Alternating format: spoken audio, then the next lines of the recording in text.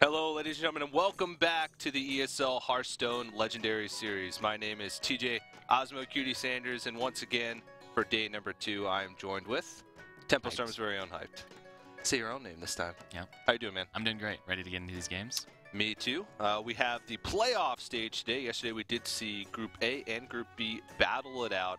We had 6 players coming from our Challenger Cup, 2 invited players, Stripco and Life Coach, and they battled out in their GSL-style group stage yesterday. We're going to start off with the elimination matches today, but a little bit of a review of the format of the Legendary Series. Every 2 weeks we have a Challenger Cup.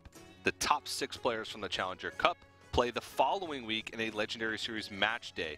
They will be joined by 2 invited players, and those 8 players battle it out in 2 groups, GSL-style groups, and fight for $3,000 worth of prize money, and $1,500 goes to the winner. Now, along with that $1,500, the winner of every week gets automatically invited to our $25,000 land final in June.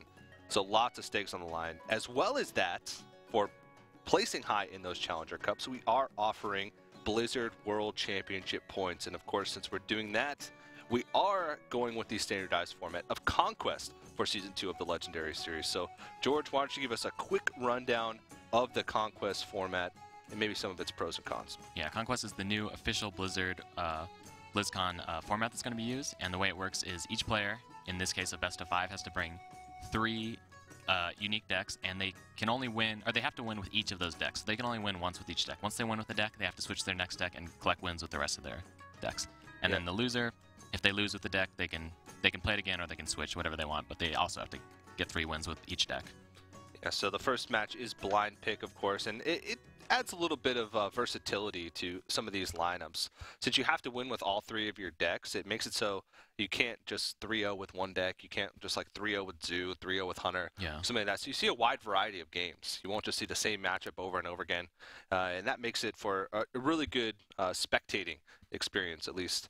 Yeah, you don't have that weird counter deck experience where someone brought like this one deck that's just going to beat this other deck no matter what, and that's the only reason they brought it. Yeah, you have to bring solid decks and make good meta reads, so it's a pretty good format. And of course, with the Legendary Series Season 2, we do have a lineup of sponsors that are on board with us. We'd like to give a big shout out to Plantronics as well as Gigabyte for joining us for Season 2 of the Legendary Series.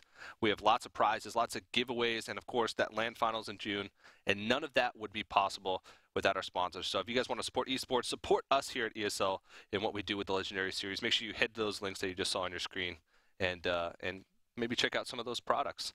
And of course, we'd like to know what you think about the Legendary Series. So hit us up on Twitter, on that social media with the hashtag HLS, or you can tweet us at ESL Hearthstone. We'll be reading those tweets periodically throughout the day. You can tweet at me at AsmoCutie or at Tempo Hyped as well.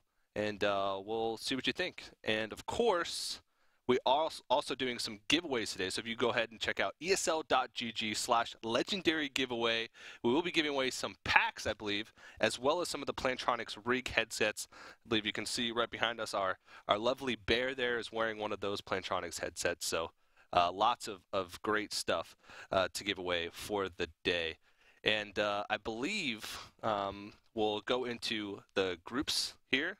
We actually have the elimination matches, which are going to take place first off today, and then we're going to go straight into the playoff stage. So why don't you give us a rundown of what we saw yesterday from Group A? From Group A, unfortunately, we saw Limijux get eliminated, but we saw Koroneko, the newcomer from Japan, place first in his group. So he gets to advance straight to, he only has to win 2 today, but gcttirth and Life Coach are going to have to play 1 more game before they're on the same level as Koroneko. Yeah, and of course, in Group B, Azuzu had a really impressive performance. He went 2-0 in his group for the automatic seed to the semifinals today. Bub Senpai, even though it was a well-fought battle, he was eliminated, and Kaldi and Strifecrow will have to battle it out in their elimination matches today to try and make it to that semifinals. And of course, there's the semifinal and on bracket. So our first match is going to be Kaldi versus gcttirth. The winner of that will play Koroneko in the semifinals.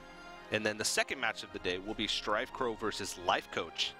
And that match, the winner will go on to face Azuzu for the second semifinal. So a lot of really great games today.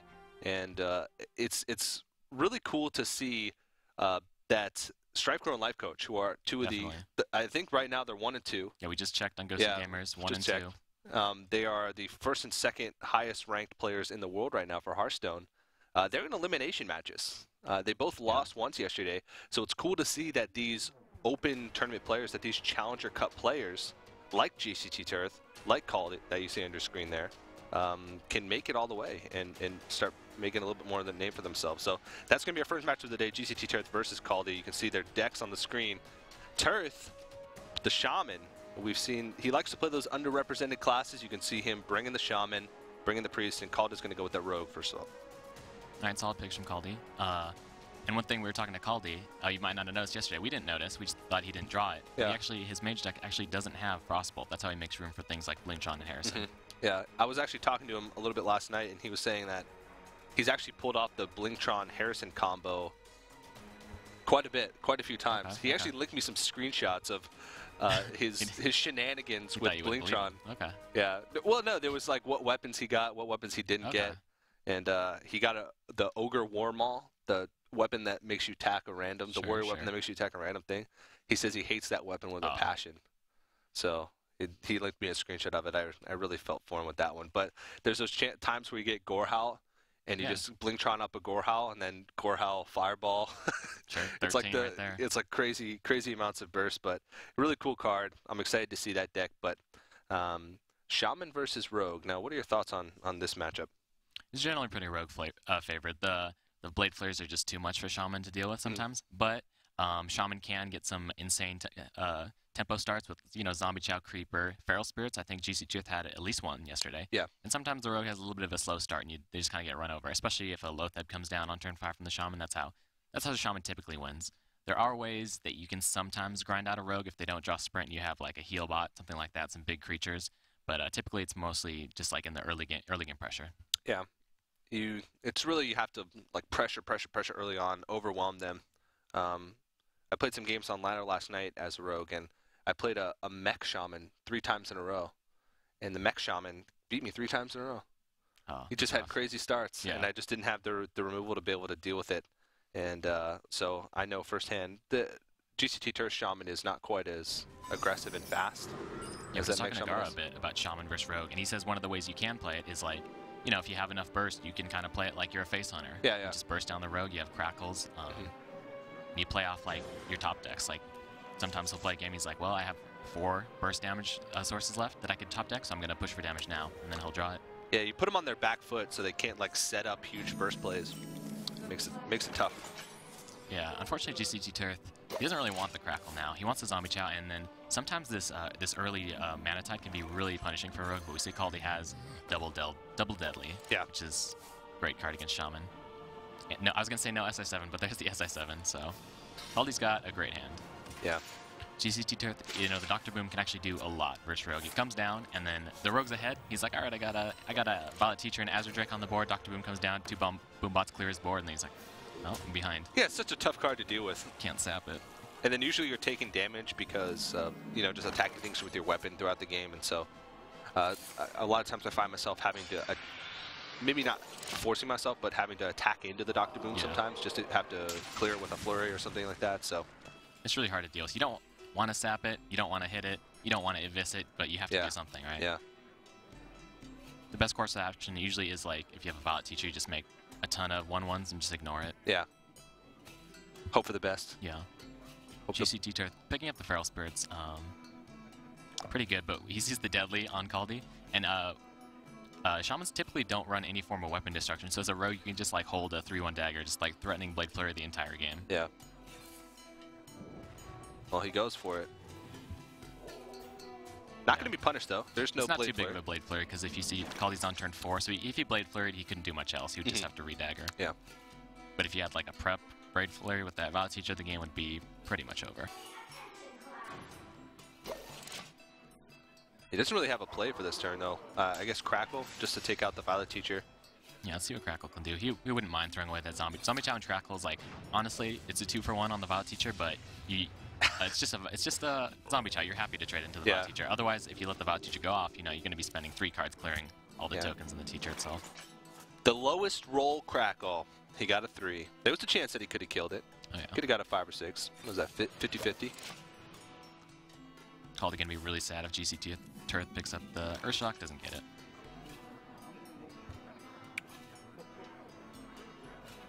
So gcttirth knows he wants to Fire Elemental next turn, so he's gonna put this Haunted Creeper. He knows that thing's gonna attack into his Wolf. It's gonna be at 1. This way he can trade the Haunted Creeper into it and then Fire Elemental whatever spawns.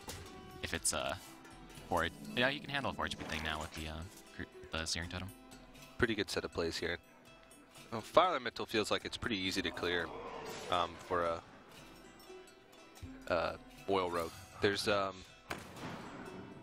it's got a low amount of health for like a big threat, like 5 health. It can be taken out by like a Backstab or Deadly Poison or like a Deadly Poison plus a SI agent. There's a lot of things that it can get just caught in the crosshairs too with a big blade flare. Yeah, so Kaldi knows it's the Shaman's turn 6. He knows he wants a Fire Elemental, but he's like, okay, so I'll just put all my 3/3s on the board. You can't Fire Elemental them all. Which one are you gonna go for? Yeah, it's not like that new Skulker card that just AoE backstabs or whatever. Yeah. This only hits 1. And then, but an interesting thing is Kaldi is pretty positive that gcttirth doesn't have an Earthshock the way because he could have thrown the Wolf in an Earthshock, but he just picked up the Earthshock. So we might see Kaldi make a huge Van Cleef. He can't make too big one now, but in the future he'll make a big one thinking there's no Earthshock, and then we see gcttirth will Earthshock it. Yeah. You typically don't play around Big Game Hunter and Shaman, but you can. If you watched the games yesterday, you probably scouted out gcttirth's deck, knows if he has Big Game Hunter or not. Yeah. I'm not sure myself. I think we saw it. We did see it? I can't remember now. One of the Shamans did have a BGH, but we did see 2 Shamans yesterday. One from Lumijux. So I'm not sure which one of those guys actually had the BGH, but I'd imagine it's a pretty common tech card in BGH. A lot of people, I mean, there's not really much hurt in it just because almost every deck runs Dr. Boom. I like this. I like whenever you have AoE, you get the boom down, let the boom bots clear, then you AoE or use your spells, whatever. Yeah. Such a tough card to deal with. Always a tough card to deal with. Yeah, it actually is pretty good against Shaman too. We see Kaldi has his own. But right here, so you're not too sad throwing, like, say, the Bluegill in with an Evis, but he is going to sap it. I'm totally okay with this. One of the best times to sap it is when you can make more 1/1s.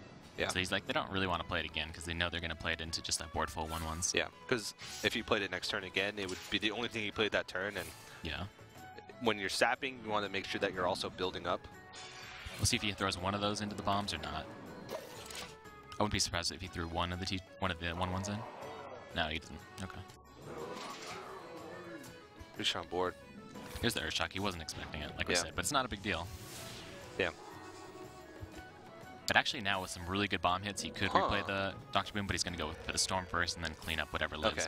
It's a pretty... Oh, he's got the spell power time, so it's a full clear.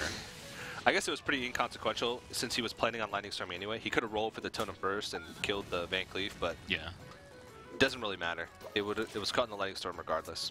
But pretty good clear. This is the card. It's no sprint, but it's the... Some people play this instead of sprint. I think Kaldi does play 2 sprint and 1 boom, though, so pretty solid. Yeah. The Shaman's going to have a hard time grinding out against a rogue with 2 sprint and the Dr. Boom. It can be risky sometimes if you get caught with sprint, all the 7 drops in your hand. Yeah, well, that's what the prep's for. You know, you'll get a prep. One of them will turn into a 4-drop or whatever. But yeah, a lot of rogues, myself included, don't run Dr. Boom for that reason. I think it's sort of a really great card for the mirror matchup.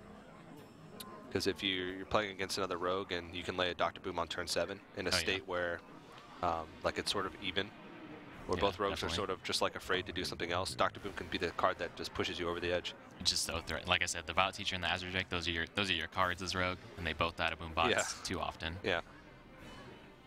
All right, gcttirth has a lot of stall. He's got the Feral Spirits and the Defender Argus, so he can kind of like roll for Taunt Totem. If he doesn't get it, play a Taunt. Just like play 1 Taunt each turn, stall it out, get many Taunt Totems. But he's a little bit. He can get flurried down. He knows this. Now it's really dangerous. He can take solace in the fact that Kaldi's actually running out of cards a little bit here. He needs to draw into a sprint really quickly, or it could be bad news for him. But there's so much potential damage that he can do this turn. I like this from gcttirth. Not making like a weak defensive play. Yeah, unfortunately it's lethal, but it was like kind of a ballsy play. I like it. I mean, you see he has 2 cards in his hand. He would need 4 points of direct damage from his hand. You're pretty much saying if you don't have Eviscerate, then... I mean, there was also chances that if he had Blade Flurry, the bombs could have like caused a chain reaction and hit his face anyway, but risky play didn't pay off, and Kaldi's going to take the victory in game number 1. And he's got to find victory with that mage deck. And that mage deck did not have the best of time yesterday. It was a total score of 1-3. He only won 1 match with it, and it was in the series that he won, of course. And in the first series that he played, he actually lost all 3 of his matches with mage. Yeah, I'll be interested to see the mage versus shaman. A lot of people have been starting to say it's a little bit shaman favored, but we'll see how the lack of frostbolts that might hurt him. You can't frostbolt Feral Spirit, a Mana Tide. Might hurt him a little bit, but we'll see. Yeah, be interesting. And gcttirth, we'll see if he decides to switch it up with his decks. Yesterday, when he went down in the first game, he actually changed it up. It seems like he's a big fan of trying to keep his opponents off guard. He was one of the only players to bring both.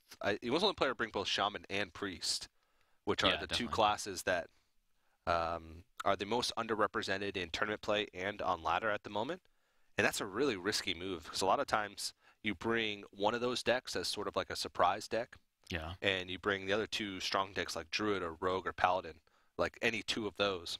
You can kind of mess with people, though, that when they plan out their lineups, they're like, okay, I'm strong against everything, all the common lineups I'm strong against, and then all of a sudden some guy comes at you with Priest-Shaman, you didn't consider this, and then, oh, wow, I actually do have a hole in my lineup for this specific lineup. Unfortunately, he's just running into Kaldi's lineup is great with that Paladin. The Paladin can beat the Druid, the Shaman, and the Priest, as long as the Priest doesn't do those Thought Steal on the Aldor, Cabal, the Tyrion. Although it's a fair matchup, but Paladin is going to be great versus Druid and Shaman. So as long as Kaldi can pick up a win with his Mage, and he should be able to against Druid, and I'm not sure against the Shaman. I think I rather would be the Mage, but I have seen Shaman beat Mech Mage a lot recently. Yeah, that specific combination that you said, Thought Steal into Aldor, Cabal, the Tyrion, it seems like a very specific scenario, but you'd be surprised actually how many times that happens in that matchup. Yeah. We saw it yesterday. And that was just too. That was like another way to do it. Yeah, it's a crazy interaction, and it actually is a lot scarier than you'd think it would be because the percentage of that actually happening are not abysmal, I guess is the way to say it. But we're still not sure if he runs 2 Thought Steal, though. I think we've only seen like 1 each game. Yeah, we haven't been through the whole deck. Yeah. It's a potential that he runs 2, but we have yet to see it. So Kaldi goes with the Kaldi. Okay. Yeah. He told me how to pronounce it. It's like the DI at the end is not D. It's like the DI in distance. Kaldi. Distance. Okay. Yeah. Got it. So it's hard for English speakers to say because it feels unnatural to end a. Not even just English, or even like European players. Like Gara is friends with him, and he calls him Kaldi. Yeah. But yeah. But he corrected me on that last night when we had a little conversation. So he says it means a chilly person. Cold or? I think cold. Okay. Yeah. It makes sense. Yeah. Is it like kind of like Alaska where they have 1,000 words for snow, or Canada? Is it like Iceland has like 1,000 words for cold people? I'm sure they do because they look around and everything's just cold, so they need to make many words for it. Maybe they don't even need to make a word for hot. But there was always that in school. They always used to tell us you have to put Iceland and Greenland backwards. Like Greenland's all ice and Iceland's all green. Okay, I didn't know that. Yeah. I don't know how green Iceland actually is, but it's a lot more inhabitable than. Okay, that makes sense. Greenland. I'll have to ask him about it. Yeah. Okay, that's he likes Sneeds. It's in his Priest deck. Yeah. It's in his Druid deck. Yeah. Actually, he was the one playing ramp Druid yesterday, so it is like a more ramp Druid. Yeah. He was playing like the true ramp. I wonder if he cut Dr. Boom and he's like totally avoiding Big Game Hunter targets. Yeah. This is a really good starting hand because he can go coin 5-drop into 5-drop after that wild growth. Yeah, but I think Paladin versus Ramp Druid is even better than Paladin versus Mid-Range Druid. Mid-Range Druid could easily pick up wins with the Roar combo, getting a board, but this matchup is very difficult for the Ramp Druid. You'll see, even if he can like have like a really good curve and keep playing creatures, but Equality Consecrate comes down, you're just done. Yeah. And it's so hard these days to even force the Paladin. Like when you played Ramp Druid back in the day, like, all right, first I'm going to force him to Equality Consecrate this kind of medium board, and then I'm going to play a big board. But now you can't even force the Equality Consecrate because the Paladin's putting up so much pressure the whole time. You're just like fighting to stay alive. Yeah. And then once you finally do get a board, it's Equality Consecrated. You don't really pressure as the Ramp Druid. The Shaman, the Paladin pressures you actually. Yeah. Even though you have these taunts, they just don't do enough. You still have to make that read as a Paladin, though. You have to be, you have to have discipline with your qualities and with your consecrates, with the tools that you need to win. You have to identify that it's heavy ramp.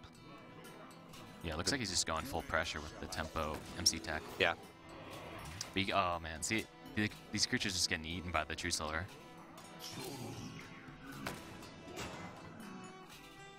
That's all you wanted the MC Tech to do, anyways. Yep.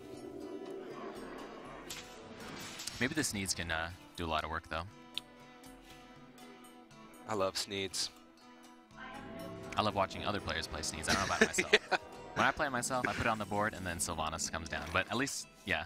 Oh, no, yeah. So he's going to have to worry about that. Kaldi has the Sylvanas. So say he plays Sneeds, and then he plays Sylvanas, and that keeper's gone. It's going to be rough. Yeah. Yeah, and since he put his own Sylvanas out there first, it's sort of like a, not a liability, but he knows he won't have that later on, so. Yeah. He does have the keeper, which is good, but. Yeah, unfortunately, Druids don't really have a way to. You can go for the Sylvanas double wrap in the Tyrion, but it's probably not going to happen. Yeah. So they usually throw it out early. Uh-huh. Especially because, like I said, the Druid's just trying to keep up. And then Paladins do run owls typically, and sometimes if you're too far behind, they owl your Sylvanas, you're just dead. Plus, he's going to get the guaranteed steal on something, like at least the ooze here. Yeah, this is a tough turn though, because you want to be able to deal with that Sylvanas while giving it the least impactful steal. Yeah. Well, there's muster for that, so he can like let the Sylvanas live one turn. Yeah. And then muster and kill it next turn, something like that. He's deciding maybe if he wants to go for his own Sylvanas, but he probably won't. He knows it's ramped, so he's like, I'll just get value from this later. I'll maybe burn the keepers. Yeah. And there's ways that you put your Sylvanas down with his Sylvanas on the board, you're giving him initiative, which means that he can control what he does with his Sylvanas. So, yeah. Like, you know that he can do 2 damage with a keeper to his own Sylvanas to try for a steal. Yeah, not to mention, yeah, Druid has at least 2 keepers, whereas he has more sources of silence, whereas the Paladin usually has 1 to 0 owls. The Kazan Mystic is an interesting tech card to be put in. We talked about it yesterday, but Tirth must have been expecting a lot more mages and hunters that were actually present at this tournament. We've only seen a couple mages, and it could be a thing later on in this series because Kaldi is one of the few players that actually does have mage. Yeah, you know what it is? Sometimes it's like kind of replacing the zombie chow. They don't want the zombie chow, but they do want something against hunter, so they'll go with the Kazan. It's not the worst body in the world, but for the amount of times that you play Kazan Mystic and like instantly win a game against like a hunter or a mage because of the tempo that it gains, outweighs the times where it comes in your hand and you just have to play it as a 4-3. Not to mention, as a druid, you know, you typically have more mana than your opponent, so the 4 mana isn't a big deal. It's like a silenced piloted shredder. Yep. Alright, so he's gonna save that Muster Quartermaster combo till turn 8 probably. You might even be able to get away with a hero power Quartermaster. Okay, that right actually now is fine. He's gonna go for let him try to steal the weakened ooze first.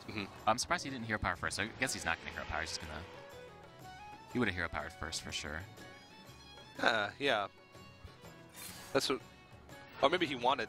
Oh no, he wanted to buff it up. Yeah, right. yeah, Okay, yeah. you're right. Because Sylvanas would not make any sense because he could easily just trade what he has on the board with the Sylvanas. He wants to leverage that later on as an actual threat to steal something instead of just throwing it out there as a body. Yeah. Plus maybe he wants to save it till he has Tyrion too. So he's like, all right, I got my 2 silence targets. I'll throw one out for the keeper, then I'll throw the second one out immediately if he doesn't have the answer, or if he chose to keep it the first one.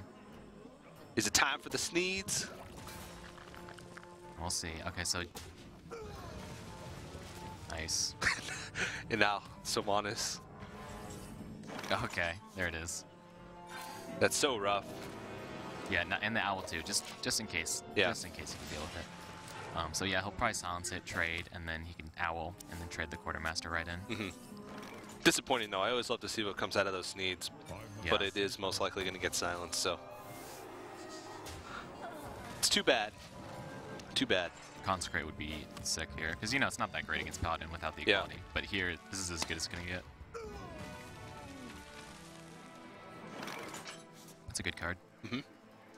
The Paladin Sky Golem. We saw Life Coach running those in his Paladin deck as well. It's a card that some Paladins, actually quite a few Paladins are plopping into their decks. Yeah, it's a decent card. It's just like there's so many like below average 4-drops. Like I said, we're used to seeing the Shredder, the Yeti, and the Senjin, something like that. But most 4-drops are actually worse than those. Paladin Shredder is a lower risk because the variance is lower. Yeah, all the 2-drops are pretty close. Yeah. They're all pretty that's similar power level. Whereas you get something off like this, like a summoning portal. Yeah. I'm not happy. Well, I don't know. Summoning portal could be good depending on what class you're playing. Mech Mage, you get a summoning portal, just flood your hand onto the board. Nice. Kaldi is playing the piloted Sky Golem in the middle. The only reason for that, I think, is the Wii spell stopper, which is pretty cool to see. Yeah. Mind control tech. Does he want to try and increase the chances? No, he's just going to see what he gets. Oh! Gets the Sky Golem. You can see Kaldi is very upset about that. Wow. Okay. He does give a smile, though. He understands. Wow. It's part of the game, my friend. Part of the game. That is insane. Was Kaldi... if he stole anything else, would Kaldi have just won the game? This is looking actually pretty close with he's out of cards, but he really needed that not to happen. And you can see just the playstyle difference between a heavy ramp and the combo druid, because he's playing very board control oriented. He wants to make sure that he just controls the board as much as possible. He knows that since he's most likely not running combo, that he needs to make sure that he just controls as much of the board as he possibly can, because he's not going to burst him down. It's usually not one of the good ones. Usually when I get that Goblin Blast Mage or the panda guy. Oh yeah, yeah. I'm a little upset because the 4 HP is usually not enough, and as we see, it does get True Silvered immediately. So it seems strong, but it was actually weak. The Ancient Brewmaster. Yetis are one of the best targets that you can get from that. Actually, I'm a little happy for gcttirth because I have played this matchup from the Ramp Druid side, and it's usually miserable. Yeah. It usually doesn't look anything like this. But, yeah, cool. As you can see, he probably wasn't even thinking about Equality Concentrate. He's like, I just got to get control of the board. And he's like, I got it. Now you can Equality Concentrate. I will be sad, but I can recover. Yeah. Blood Mage. Okay. He probably wanted that. Yeah, he's running out of cards. He needs to try and find something to come back, but he's just dead. Yeah, he's dead. There's no way that he can get out of this one. He actually needed like a taunt just to be able to stay alive, so. Yeah. gcttirth gonna take a game tied up at 1-1 and takes a victory with that druid. I don't think he saw a victory with that druid yesterday, so that'll be good for him. Good for him, yeah. Yeah. And the class Ramp Druid. That's pretty cool. Yeah, the heavy ramp druid is something that we don't see quite as much lately, just because of the it's weaker against rogue, it's weaker against paladin than like the mid-range druid, and so those two classes are populating the ladder right now. They're in competitive play. They're probably the two classes that we've seen the most so far in week 1 of the Legendary Series. So it's a bold move. All of his decks are very bold.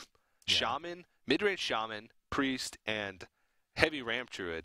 Although Priest is pretty good against Mech Mage. You know, you get that Alkanite clear, you get to the Cabal turns, and then you just win. As long as you can draw into your answers early on. I mean, that's sort of the strength of Priest, but also the downfall of Priest, because there's some times where you just draw no answers to anything that they do. But then as the Mech Mage, you're like, they haven't done anything, but you're like, am I about to get my whole board wiped here? Yeah. And then sometimes it can be really scary from the other side, even though the Priest is just like passing the whole time. I have a lot of respect for Priest players because the patience required to play Priest is, I think. Yeah, we saw that just yesterday. Remember, he had the Pyromancer. He had like the Pyromancer, Holy Nova, the Pyromancer, Powered Shield, Smite, and every turn he's just like, next turn. Oh, wait a little bit longer. He'll pass. He'll pass. He'll pass. And I'm like, I would have just gone for it 3 turns ago, man. But I mean, that's how you win as a Priest, and that's what separates the great players, the great Priest players, from just the average Priest players. All right. Priest versus Mage. Priest. gcttirth saving his Shaman as his last deck. Well, he opened Shaman, but then he's like, all right, fine. I'll save it for the end. It's all about mind games. Yeah, it could have been something to do with, since it lost to Rogue specifically. Yeah. Now he looks at Kaldi's remaining lineup of Paladin Mage, and now he knows it's actually strong against those two, so he saves it for the end. That's probably his thinking. Yeah. Or at least compared to Priest. Yeah, so he needs to pick up those wins with Priest and Shaman. Kaldi needs to pick up the wins with Mage and Paladin. And here we go. Sneeds, Tirth's favorite card. Well, actually, he told me his favorite card was Light of the Naru, but we can see that he's a big fan of Sneeds as well. Sneeds is like one of those cards where you either play it once, you get something really bad, and you never play it again, or you play it once, you get something really good, and then you keep playing it despite the signs that it keeps giving you. Yeah. Like all the Blood Mage Thanos that it gives you. Lore Walker Cho. Yeah. Peggle. Yeah. I hate Lore Walker Cho. Kaldi's hand is great. The Shredder is sometimes as Mech Mage you want to look for lower drops, but it's such a good card against Priest, I wouldn't be surprised to see him keep it. The Noatron you actually don't need against Priest. Usually, you know, it protects your minions from whatever they put on the board. It actually, I guess it'll block 2 Cultist hits, which is huge. Like a little 2-drop, blocking their 3-drop twice, and he's probably going to play 1 mana for it. Yeah. So I wouldn't. He keeps it probably because he has the Mech Warper. If he didn't have the Mech Warper, he probably would have tossed it. Entity against Priest, it's pretty good. Pretty good. Most of the time, they're gonna, unless they have like a Northshire Cleric, you're gonna get something pretty solid. Yeah. From Entity. Ooh, Mad Scientist and a Secret in your hand, though. As long as she doesn't get both. Yeah. Priests typically don't run Shadowward Pain, so this is safe. Like usually, you know, we've seen Kaldi a lot just save the Mech Warp until he gets the guaranteed value turn, but he feels totally safe against Priest. He's like, if you Shadowward Pain it, I'm not even sad. This is so scary if you're the Priest player because you know that leaving this Mech Warper up is a very dangerous thing to do, especially for a couple turns. gcttirth not to instantly squelch. That's what I would have done. Yeah, Kaldi, as we've seen yesterday, he gives the greetings before every single game. Alright, so it does die. But it's not even that good because Kaldi wasn't even going to use the buff that turn unless he picks up a 2-drop. He wasn't even going to use it, look. Wow, though. He's got both mirror entities in his hand, and that's bad. He doesn't run any counter spells or anything. I think those are his only 2 secrets. Yeah, he's like, please silence this. Yeah. And he's gonna know right away that there's both secrets in his hand. It could affect his play a lot. It does. That gives you like a lot of confidence when you're playing against. I was playing against a Moz recently. He played a Scientist, and I killed it, and there's just nothing. It was so early. I was like, wow, I could do whatever I want because you have 2 secrets. I'm free. Exactly. Well, basically what it means is gcttirth can he knows that that's in his hand, so he knows he can just afford to hold on to something to bait or to pop the entity with something weak, and he knows he can just make long-term plays. He doesn't have to worry about dying soon. He can make just the best long-term play. Yeah. Ooh. Those were actually pretty good blasts because he wanted to be able to kill the Akanai this turn. See some reactions here from gcttirth.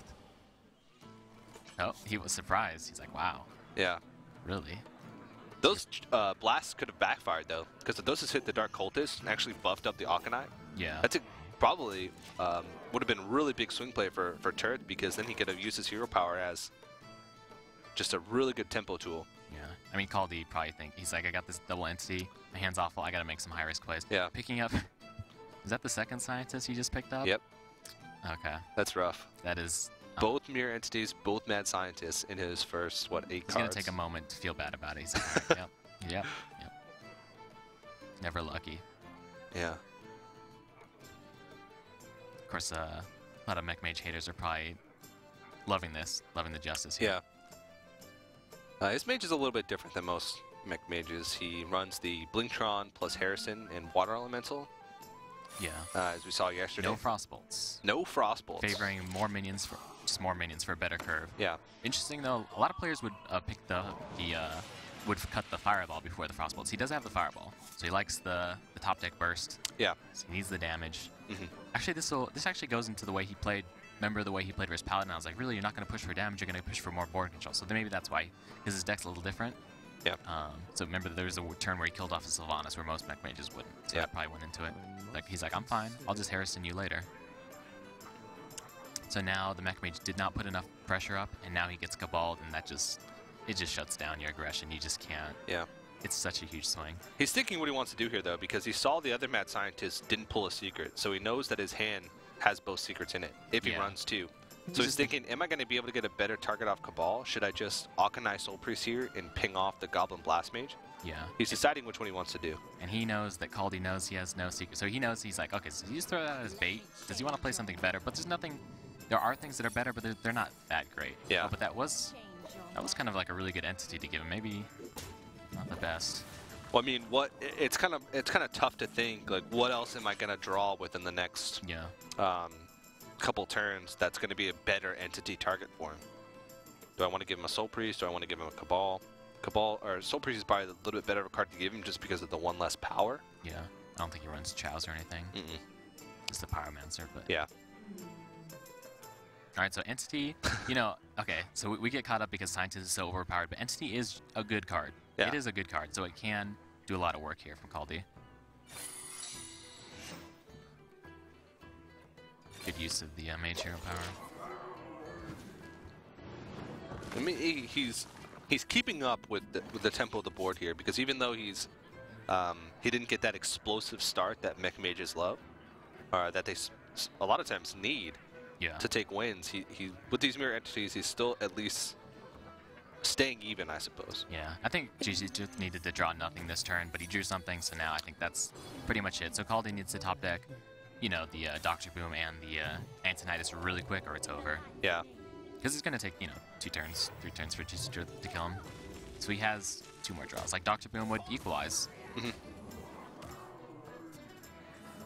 It's not Dr. Boom. I mean, that's close, but he can't do it this turn. Yeah, having an unanswered Arcanine on the board is just so tough, because Priest can actually pressure with that. I mean, they're doing an extra 2 damage per turn. Yep, Shadow Form. The Shadow Form Priest. The few times that Priest has a better board than you always got to be worried about Vol'jin, because usually they have nothing on the board. Anytime you leave a minion up, you're thinking of 2 things against Priest. You're thinking, can he drop down a Cleric and heal that up and get a free card? Do I have to clear it? Or can he Vol'jin? Yikes. That poor Light Warden, never going to get buffed up because the Aquaman. Unless it dies, which at this point is unlikely. Oh, actually, I can get some value there. Yeah. Actually, a good use of the 1/2. That's a pretty good card to block damage, so it'll buy him a little bit more time. This is a pretty good Blast Mage board. He can, well, I don't know. He has to hit those Light Warden first. Yeah. Or all 4 shots to the Arcanine. Okay. Okay, it clears first. I didn't know how that would work.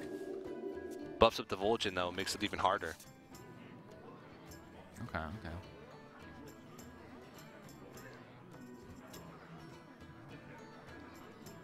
He's thinking, what other targets would Shadow or Death be good on?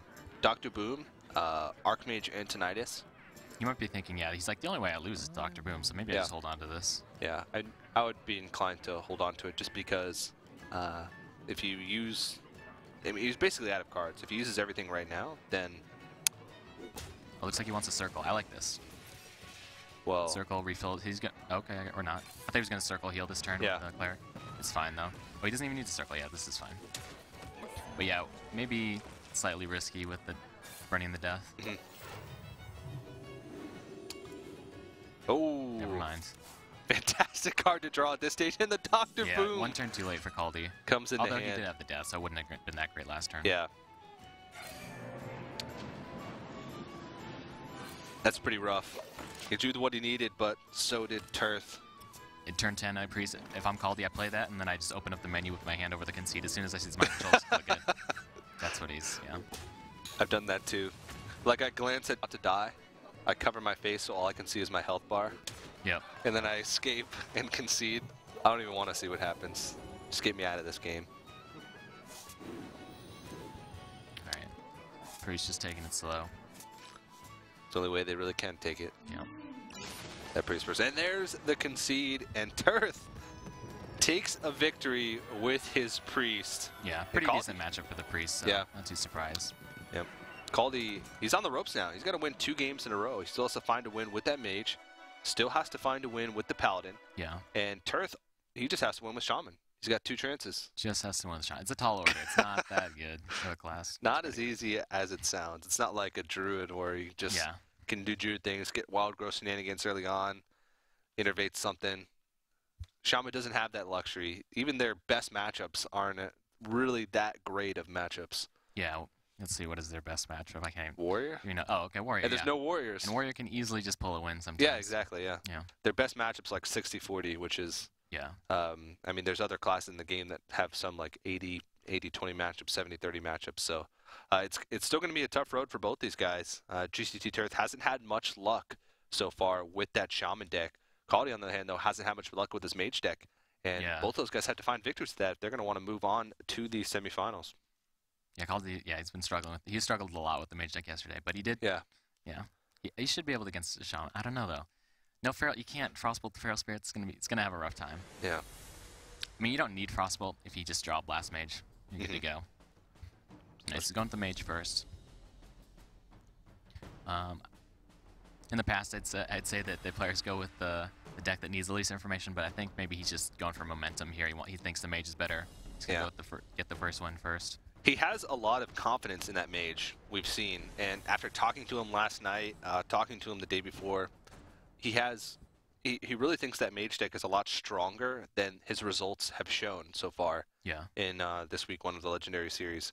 He got not 0-3, but he had a close series 3-2 where all 3 of his losses were with the mage deck. And he's only even drawn the Blingtron once. Yeah. And I don't think we've even seen it played.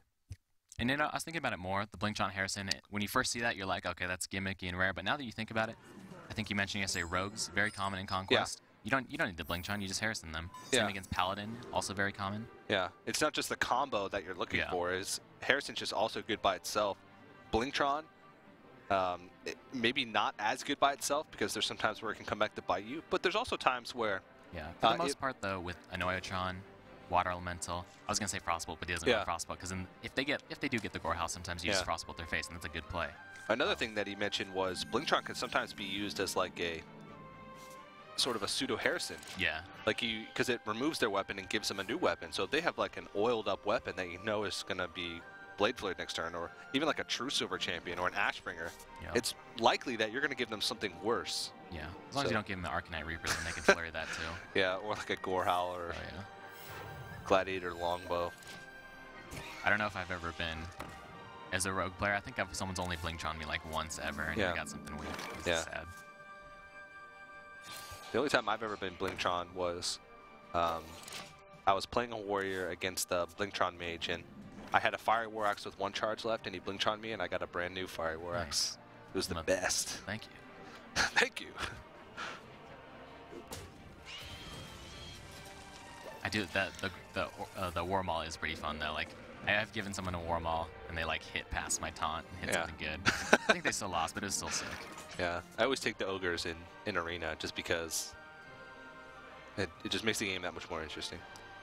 And except for when you're about to win, then your ogre keeps missing and you lose. Yeah. It's like you had one job. Well, this is rough. Once again, not the best start here for Kaldi. Tirth doesn't have the best hand either, though. It's pretty good. Usually when you see those spiders, you're like really afraid of a Flame Tongue Totem going down, but the Anoyotron just as good against Flame Tongue spiders as regular spiders. Feral Spirit, though, it's going to lock him out of doing much next turn. Yeah.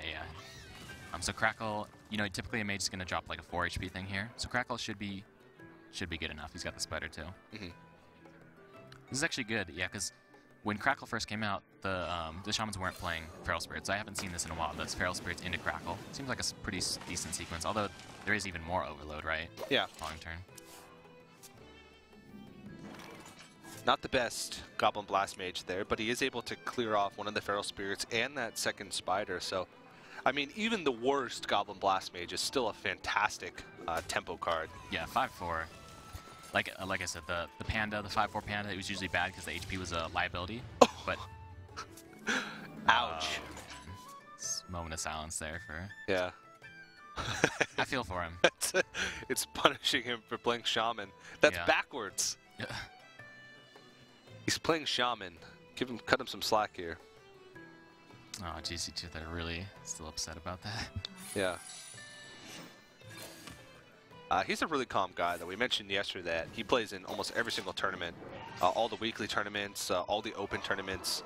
He just plays in everything. So I'm sure he's been in situations before, high-pressure situations, must-win situations, and so he seems to be one of the players that keeps his head calm whenever he's in those types. He just seems happy to be able to play and all this stuff. Yeah, going with the 2 Argus. I've seen some Shaman cut down to 1. I like 2, but it's you can see it's hurting him here. He's gonna have trouble using both of them. And Kaldi is the player that clears a lot, and especially against Shaman's like one of the most important classes to clear against. Yep. So he's probably not gonna let him get a good Argus off ever. Yeah, because he could turn a 2-3 into something a lot more powerful with Rock Biters, with Flame Tongue Totems. Yeah, he's gonna need that Storm though soon. It's not even good here yet. Yeah, at this stage, I mean, Shamans, once they fall behind, it's so hard for them to catch up because usually they don't run much heal, maybe an antique heal bot. They don't have many ways to... It's hard for them to clear, build a board, and be able to come back and burst. Yeah. Is he dead if he doesn't roll Taunt Totem? If he goes with the Shredder, I think so. Yeah. Yeah, he's looking for like a burn spell. 1 mana. Got it? Got it. Wow. Was he going to go for that or the zombie chow? Yeah. Is 1 damage off? I mean, yeah, it's the better long-term play. Yeah. We see gcttirth make those plays a lot. He's not one to make the overly defensive play and lose. Like Azuzu, we saw lose that game because he played way too defensive. Yeah. gcttirth, he's like, nah, I'm just gonna make the play, the winning play every time. He makes the play to set him up for a win, not the play to prevent him from losing. Which is more times than not, I think, is the right way to play. Yeah, like it's always a judgment call. Yeah. But I'm just saying, gcttirth like always goes with the. Yeah. All right, Kaldi, you got to do 1 damage. Can you do it? It's like he wants to freeze. He's like, but I can just Antonidas freeze next turn. Yeah. So I guess I'm not freezing. Oh, actually, he does want to freeze because he doesn't want that zombie chow heal to go off. But I think he can afford it. It only heals for 5, whereas next turn he gets the fireball for 6. I mean, he could just do nothing, ping and then freeze. And what is Tirth even going to do? I mean, if he plays anti-Heal bot, that's his entire turn. He's got 1 overloaded crystal for the next turn because of the lightning bolt. The only thing he would be able to do would be heal, and then he would kill him. I wouldn't have minded the Snow Chugger or freeze on the Azure Drake, though. But yeah. Well, he's going to kill the zombie chow, throw out the feral spirit, and assess the situation. But actually, this will keep him alive. Yeah. Roll a taunt and you're alive. You don't need to roll taunt, but you're still alive. But yeah. So gcttirth's aggressive or not defensive play paying off.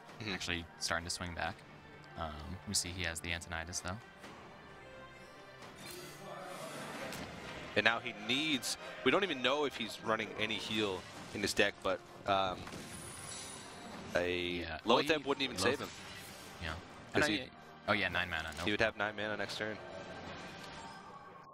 Actually, no. Even Anti-Heal Blood wouldn't save him because he could just chain the fireball. He would have to have, no, he wouldn't even be able to Hex and Anti-Heal Blood. Just no way out of it. Yeah, needs like a Deathwing or something. What's that card? Ancestral's Call. Or it doesn't even work with the battle cry, right? Yeah, it doesn't even work, no. We've seen Ancestral Call a few times here on the Legendary Series, and both times to very explosive effect. But Kaldi is going to tie it up 2-2 in this series, and gcttirth still struggling to find wins with that Shaman. I mean, is it his fault, though, the Crackle rolled for 3? No, yeah, because that Blast Mage ended up doing quite a bit of damage after surviving that Crackle. I think it did 10, maybe even 15 damage. Yeah, cleared a wolf there. Yeah. Just a little bit of an unfortunate draw, but I mean that's the name of the game. He does have 2 chances with that Shaman though, so this game is going to determine who moves on to the semifinals to face Nico, who is the player that defeated Life Coach. Yeah, he did great yesterday. Like 3-0 or 3-1. I don't know, but he did great. Yeah. He was fantastic. He was one of the players that surprised me the most coming from that Challenger Cup. He said Life Coach was his favorite player, so Kaldi and Tirth have their work cut out for them, even if they manage to win this game. And you could tell, get in that match screen really quickly because both players only have 1 deck remaining to win with. It is going to be Shaman versus Paladin. Yeah, heavily Paladin favored. So going to be pretty hard for gcttirth. Oh man. Oh man. An uphill battle. But that's what he's all about. We mentioned it before. He loves to play those underdog classes. He likes to prove to people that they're not underrepresented because they're weak. They're underrepresented because people just don't understand them as much. Or because Crackles always roll for 3. Yeah. We saw him have that crazy start yesterday against Paladin with the double tide. Yeah. And he had like all these cheap spells too, so like it wasn't he was like able to use all his mana effectively, but he still lost. He's still lost against Paladin. Yeah. We said, oh man, Paladin doesn't have any way to deal with double coin Manatite Totem into Manatite Totem. Paladin doesn't have any way to deal with this. Yep. Okay. All right, gcttirth is the egg good enough against Paladin? You can't really, kind of have a hard time killing your own egg because if you know, there's not many strong. You just like 1/1s. And you don't even want to like throw it into a mini bot really. Yeah. But he does keep it. He does have double. He does have a double Argus. So yeah. Okay, getting the mana side. Zombie Chow's actually big. Clears the 1/1s. Deals with the mini bot better than almost anything else. That's always what I hate to see as a Paladin player when opponent plays Zombie Chow because can't play Knife Juggler. Yeah. Can't play. You can play Shielded Mini Bot, but it's just going to match up to it. And then if you play Shielded Mini Bot, you're pretty much forced to so you just think he's not even gonna play hero power. I think he's going to play it, but then the turn after, it limits him to just like a hero power. Okay.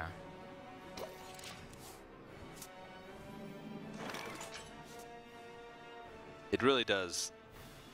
It makes you think like, oh, if I just put my shield and minibot out there, it's effectively not wasting it, but it just hurts so much.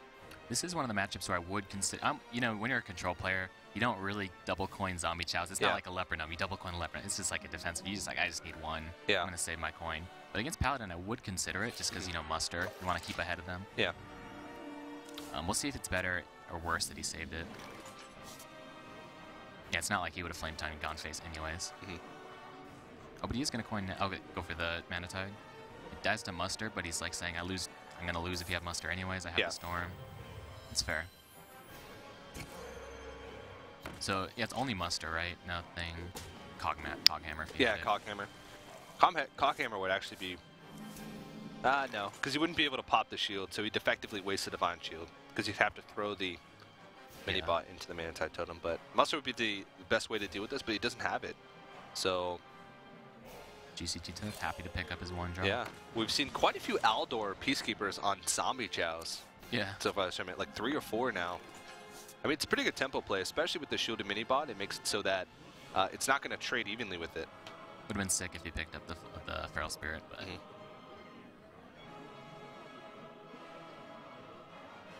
Alright. Taking it slow. Oh, is he gonna? Okay, no. Definitely not gonna Flame Tongue because he wants that extra draw.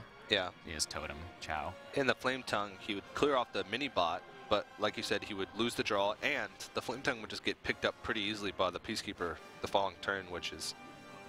Yeah. Oh, maybe he just wants to set up the egg instead of a totem. No, he's playing it slow.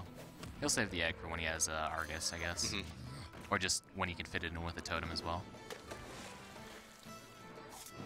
The Crackle, his arch nemesis. That's usually what he wanted because he knows there's no muster. So he knows there's only going to be like one creature coming down each turn from Kaldi.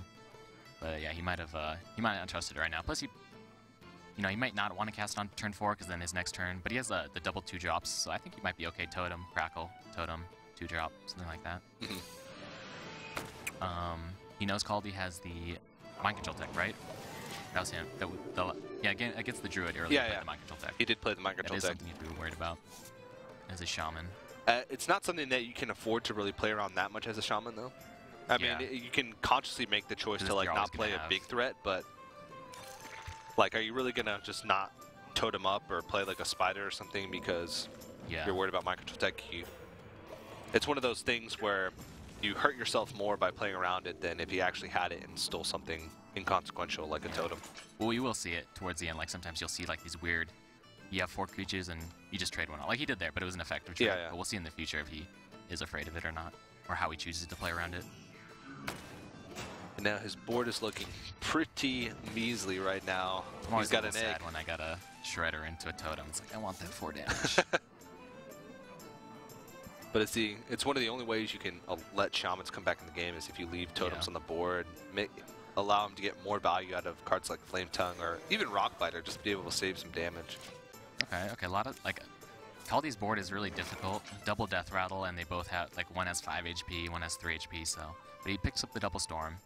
Like, the Crackles were, he doesn't trust the Crackle right now. He's like, Crackle, you're in timeout, man. Very blue and red hand. It's a great observation. Yeah. Just want to let people know. Shamans are a very blue and red type of class. Got some green with the Rockbiter. Yeah. Paladins are all about that tan. The off-white. Which one's he going to hit? The Belcher or the... Okay. He just wants to set up for the... Oh! That's as good as it gets. Yeah. It's effectively useless right now, because usually Shamans don't start doing damage until they get back control of the board, and if he does gain back control of the board, then he'll be able to deal with that Vitality Totem quite easily.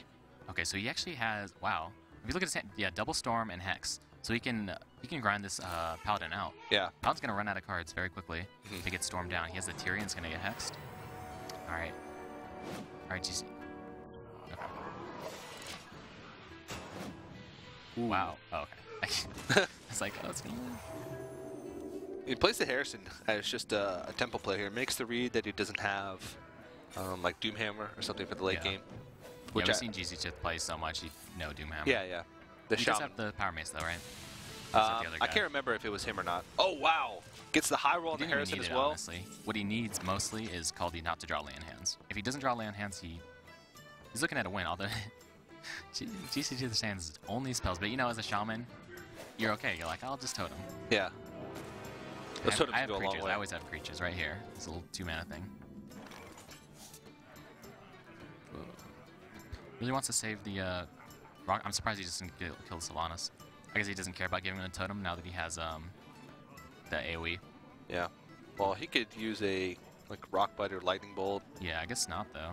Whoa. Oh, he has the Earth Shock. Yep, that's true. Maybe it is a Tyrion bait. He's like, look, I'm hexing this. I can't deal with here. Come on, Slam man. that Let's Tyrion. Yeah. Dare you. Although he is a little sad now that he probably wanted to. Actually, yeah, he really wanted to Earth Shock that, but he is going to be forced to give him one card with the Acolyte. Yeah. He has the Rock Biter.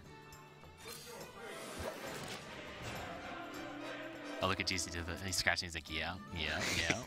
I knew you'd do that. Oh, wow. This is a really pretty clean clear here. If he wants to use both flame, I mean, he could do anything that he wants here. Lightning bolt. He could use the second flame tongue totem. He could crackle it. Yeah, it could be like a overload thing. He's like, I can afford to overload the bolt now. I'll save the Rock Biter when I need it. Or when I think he does play Alec here, at the very least. Oh yeah, he does. Yeah. And yeah, like he can afford the overload now. Mm-hmm. Oh, plus it was only 3 damage. You needed the 4 damage, right? Yeah. Okay. I think Hero Power, Acolyte of Pain, Quartermaster could be reasonable play here. I don't think you really need to be conservative with your Quartermaster at this stage because, I mean, there's still so many cards in your deck. You're not going to be guaranteed to draw muster for battle anytime soon. So yeah, you're seeing the totems pile up. You need to get that 2/5 on the board. For sure. Is he going to do one of those weird Arguses to get the 3 or no? It's so hard to use Argus with Flame Tongue Totem. Yeah. This is a He's like, okay, so clear. he's looking at Kaldi's hand. You're never going to have more creatures than this. Yep. Okay, wow, so Shaman actually picking up a win. Or, okay. little bit ahead of yourself. I'll wait. I don't know. It feels like we've been in this situation before with the Shaman, and it's just like... Yeah. Well, he's in a great spot, but... This is a really intimidating board, though, because you can't really play creatures into it because it just trades so efficiently. When you're just trading totems in to creatures like... He plays a Paladin Shredder here. Like, Healing Totem goes in, and then one of the other totems go in, and he basically traded, like, what, half of the Argus effectiveness plus a totem for your Paladin Shredder. Feels pretty terrible. Yeah, and this is like when you feel like a warrior is paladin, you're like, oh, I have to swing my weapon into your totem? Yeah. It's like the worst feeling. Yeah, most of the time your Fiery War Axe is in, like, charges of your Despite going to, like, taunted up Haunted Creepers or... And then right when you think they're out of taunts, they just weave in the Feral Spirits. Like, they roll Taunt Totem, they roll Taunt Totem, and then they roll a non-Taunt Totem. You're like, yes, they didn't roll Taunt Feral Spirits. Okay. You end up using Brawl, and it's like 4 totems and a Haunted Creeper, and then he's left with 2 spiders. You're like, oh, no. I would never do that. Use Brawl, the 4 totems and a Haunted Creeper. Sometimes you gotta. It was an exaggerated example for a dramatic effect. Okay. Disclaimer. Okay. I think I saw a replay somewhere. Okay. Because they have those in Hearthstone. I've destroyed all my replays. See, I mean, he's running out of cards. Look at those crackles. He's like... He just doesn't trust the crackles anymore. Is he going to do 1 on this Echoing Ooze, or somehow it's going to bug out and do... Yeah, it's going to bug it out and do 1. Can't even use it. Well, that Echoing Ooze ate 4 damage. Oh, man. I love... Okay, I want to see the... It's a 7 damage Alakir if you top decks it, slams it in the middle. Or, like I said, the Neptulon into 4 Bluegill. Just place it right in between the totems. Although you can only get the first one in, unfortunately.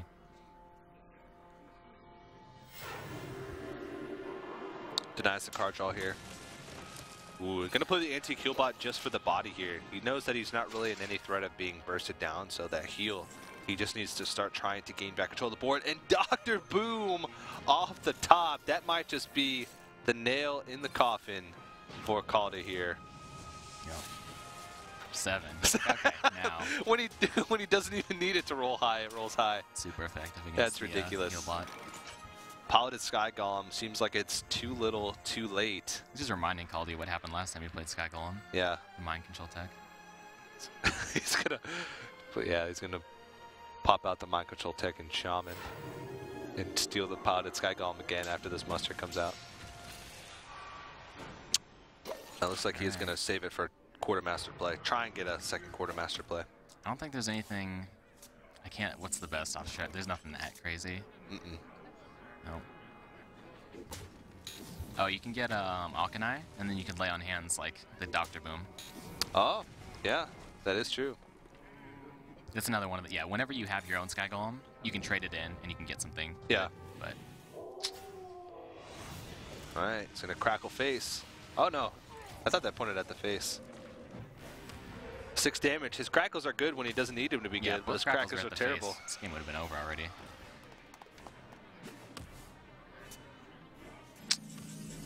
Not gonna do it. Crazy though, if he did have a Kaldi Consecrate, he would be back in the game. Yeah. Alrighty, well, gcttirth manages to find the win with his shaman. Yeah, the Giga Champion does it again. And he's going to move on to face Koroniko in the semifinals, and unfortunately Kaldi is out of the tournament. That was an elimination match. He played pretty well. He played well enough to make it to the playoff stage. But he just couldn't make it work at the end. A lot of close series for him. He will still go home with $200 just for making it through. He did qualify through the Challenger Cup. Yeah, you recognize the name. You're like, oh, he must have been one of the invites. No, yeah. He did it the hard way. Yeah, I love when players like that qualify all the way through from the Challenger Cup or the open bracket, because it makes it proves themselves as yeah, I'm not just a player that gets invited because I always get invited. I'm a player that made it through because I earned it. So congratulations to Kaldi for making this far, but gcttirth is going to be the one moving on to face Koroniko in the semifinals. The next match that we have coming up is actually a pretty big one. It's going to be Strife Crow versus Life Coach, our 2 invited players for the weekend. They both did lose 1 match yesterday, so this is an elimination match. So one of those players will be being knocked out of the tournament after this next one. They're both currently ranked number 1 and number 2 in the world. Probably will be. Will be number 1. So there's a lot of stakes on the line for this next tournament.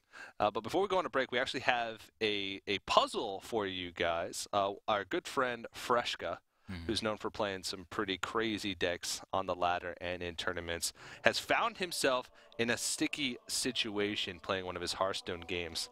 So why don't you guys take a look at this puzzle. If you think you know the best way to deal with this board, then make sure you head on over to our Facebook page, facebook.com/ESL Hearthstone. Facebook.com/ESL Hearthstone is the Facebook page, and post there your answer, what you think is the best way to deal with this. If you get it correct, you will be entered in a raffle to win. I believe we're giving away packs, 50 packs or some number of packs to the one of the lucky players who gets this right and is drawn from the raffle. So we're gonna, at the end of the broadcast today, we're gonna reveal the solution or Fresco's solution to this board, to this puzzle that you see on your screen, and we'll be doing the drawing at the end of that broadcast. And just so you guys, if you're having trouble seeing, I'll go over the cards that are actually in his hand, so you know for sure. There's a Wrath, a Poison Seeds, 2 Naturalizes, an Explosive Sheep, an Innervate, a Cold Light Oracle, and all the way on the left there is a Tree of Life. So it's an interesting one. It's an interesting one. So we'll see at the end of the broadcast what he decided to do. Facebook.com/ESL Hearthstone. Make sure you guys do that. But we have plenty more Hearthstone Legendary Series action to come today. Up next, it is the elimination match between Strife Crow and Life Coach. Don't go anywhere, guys. We'll be right back.